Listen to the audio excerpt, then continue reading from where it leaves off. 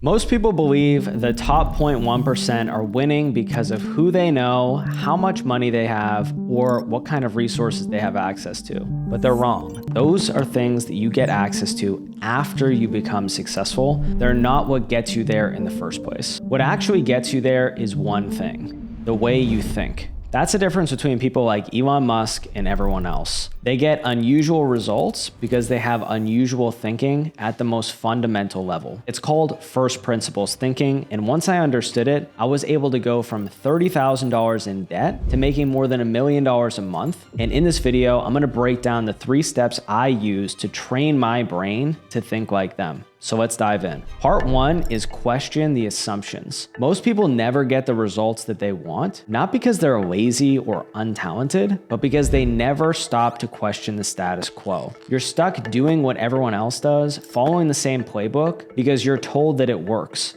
But you keep hitting the same dead ends and you can't figure out why you're not getting the results that you want from the work that you're putting in. And that's exactly where I was when I was building my business Smart Coach. I followed the status quo. I built funnels, I ran ads, I built landing pages, email sequences, and webinars. And that's what every guru and course seller, all the best practices told me. I followed the system and it worked to a certain extent. I kept trying to make it better with better writing, better ads, and better content. I was just optimizing a process that I had never questioned before. Elon Musk was in a similar situation when he first started looking at the space industry. Everyone told him that going to space was too expensive and unsustainable. And for a while, he accepted that. But then Elon did something that most people never do. He questioned the most fundamental truth that everyone believed. He asked why. Why does going to space have to be so expensive? He was willing to wonder if maybe everyone else had it wrong. I applied that same kind of thinking to my industry. Maybe doing what everyone else was doing is not the best way to get clients online.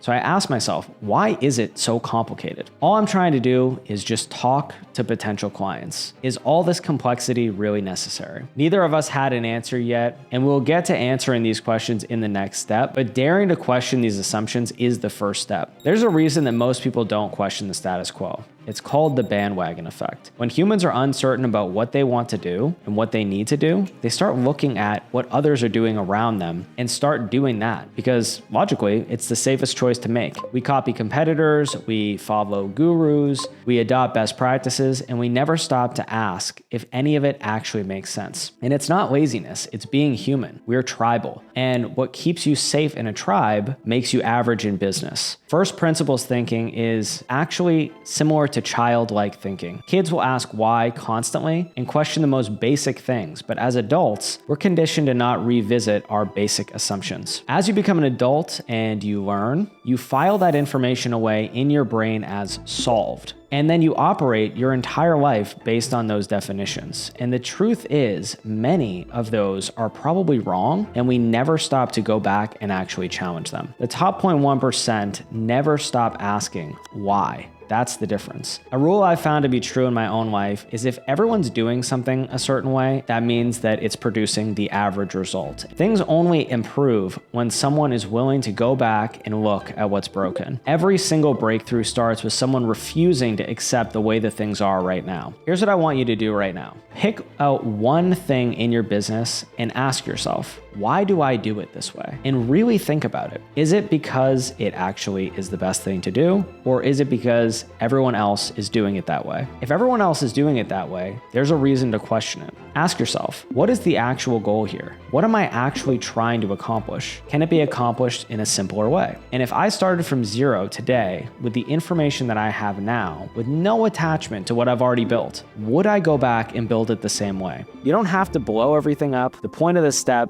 isn't to tear down your business. It's just to find the one assumption you've never questioned. But questioning the assumption is just the beginning. Once you've questioned it, you need to figure out what's actually true. And this is the part that most people skip. Part 2 is breaking down the fundamentals. Out of everything you're doing in your business right now, only a small fraction actually produces a result. Everything else is waste. This step is where you break it down to its core fundamentals that actually move the needle and find what actually matters. When Elon was trying to figure out why going to space was so expensive. He didn't read industry reports. He just zoomed all the way out. He broke down all the necessary steps that are required to actually go to space from the most obvious level. You need a rocket, you need fuel, and you need a team to build it and launch it. Inspired by that same thought, I stopped looking at what everyone else was doing and asked one question. What absolutely has to happen for someone to buy something from me? I needed to get their attention and I needed to make them an offer. That's basically it. Everything else, the webinar, the email sequence, the landing page, the content, all of that was really optional. All of it can be removed and someone could still buy from me and become a client. And here's what Elon found when he kept pulling that same thread. Rocket fuel only accounts for less than 1% of the total cost to launch a rocket. The remaining cost is the rocket itself. Every time they launched a rocket, it landed in the ocean and was never used again. A rocket worth tens of millions of dollars, maybe even more than that, was gone after one use. Imagine blowing up a Boeing 747 after a single flight from New York to London. A single ticket that cost millions of dollars. That's essentially what was happening with rockets. Not because it had to be done that way, but because nobody ever thought that you could land a rocket. And that was the assumption masquerading around as a fact. I found the same thing in my business. The assumption that you needed a complicated process to get attention, warm up leads over a long period of time, get them to know, like, and trust you, and ideally automate the entire process because otherwise it's not scalable. So that's exactly what I built. I built a webinar funnel with multiple pages, videos, email follow-up, retargeting, ads, and automated the entire thing with software. It took months to build, and it was a masterpiece designed to convert leads to sales without any human involvement. What I eventually realized is that automation attracted worse leads than the channel I had that wasn't automated. It made sense if you think about any high-end experience, Louis Vuitton, Rolex, or any five-star hotel. It's all personalized and it's all relational. They get you a drink, they greet you by name at the door, and they have your full attention. That's the type of experience high-end clients are attracted to and the type of experience that they expect. In automated funnels, people click an ad, they enter their information, they watch a long video, enter in more information, or they just drop out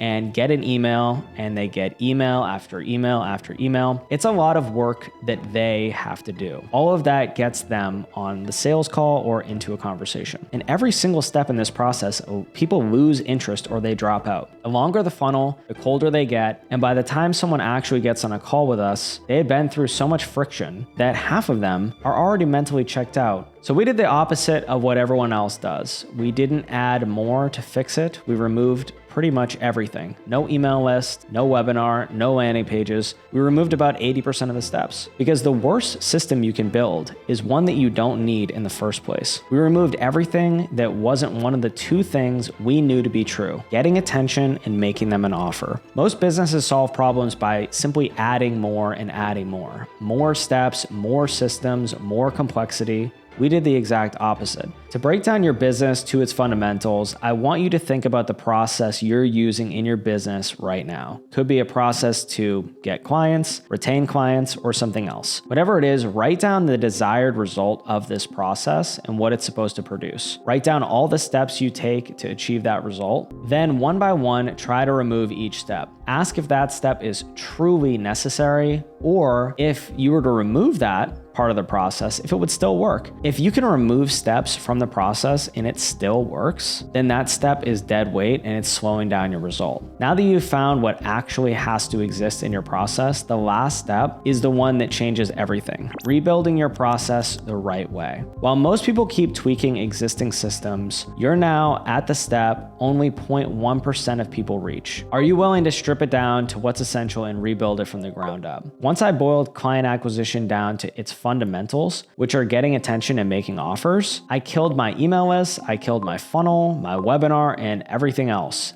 And then I built a strategy around just those two things. I got attention by running ads, and I would run those ads directly into my Instagram inbox where we could have conversations with leads immediately and present them with an offer. This is what first principles thinking looks like in practice. Everyone else was still optimizing the old way, split testing landing pages, tweaking email sequences, and managing a complex process to get clients. We decided to go a simpler route. This resulted in a 10-to-1 return on every dollar we put into to ads. Today, Smart Coach does over $1 million a month with a marketing team of 2 people. Most people with a $30 million business have an entire marketing department. And this isn't just about how you transform your own business. It's how entire industries get rebuilt. In December 2015, SpaceX did something the entire aerospace industry had decided was impossible. They launched a Falcon 9 rocket and then brought it back down, landing it vertically on a pad. The crowd watching went insane. Engineers had spent their entire careers in aerospace for watching something they had collectively agreed could not be done actually happening. Within a few years, reusable rockets went from a punchline to an industry standard. The old way, building a rocket and then throwing it out in the ocean after one use, now looks ridiculous. Elon didn't beat NASA at their own game. He made their game irrelevant. Everyone still playing by the old rules suddenly has to ask, why were we doing it this way? That's the unfair advantage. The people stuck in the old way aren't losing because they're not smart enough. They're losing because they're playing the wrong game. They never stop to question what they're doing. There was always a better way to do it, they just didn't look. Here's what I want you to do. Ask yourself, if I were building my business again from zero today, with no attachment to what I've built, is there anything that I would change? Start with the goal and work backwards towards the simplest path. The simplest system is almost always the most effective system. If it's not simple, then you're probably doing it wrong. And if this clicked, the next video is going to break down the shortest path to your first million.